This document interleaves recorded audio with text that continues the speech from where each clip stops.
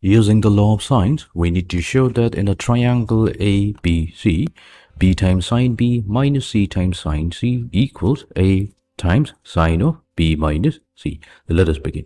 First, we will specify the law of sine. For this, we consider an acute angle triangle ABC. Here, the letter A, B, and C in lowercase represents the sides opposite to angle A, B, and C respectively. Then the law of sines states that if we take the ratio of side A to that of sine of the angle opposite to it, this ratio will be equals to the ratio of side B to that of sine of the angle opposite to it.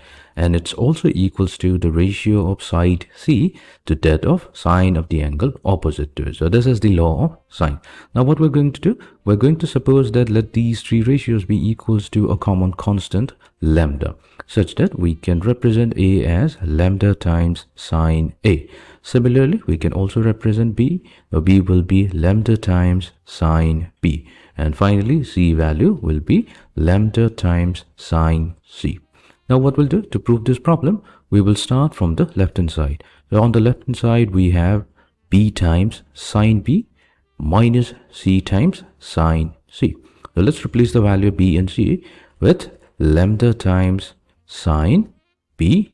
So we have also sine B multiplied to it, so this will become sine squared B.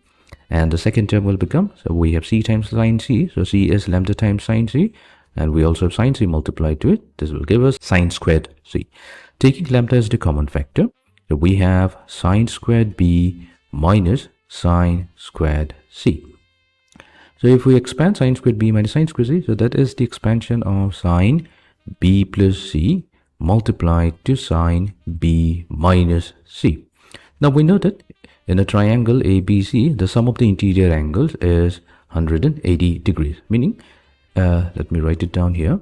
We know for a fact that A plus B plus C, so that's equals to pi radians or 180 degrees. So if we keep B plus C on the left hand side and transpose A to the right hand side, we will get pi minus A, taking the sine of the angle on both sides. So we have sine of B plus C. So this will be equals to sine of pi minus A. Now sine of pi minus A, that's sine of A, meaning sine B plus C can be also represented as sine of A, and it would mean exactly the same thing.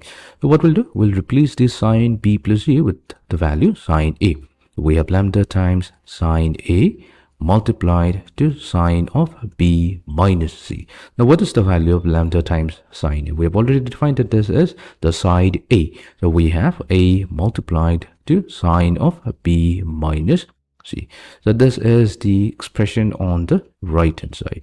So hence we have successfully proved that the left hand side is equals to the right hand side. Hence proved.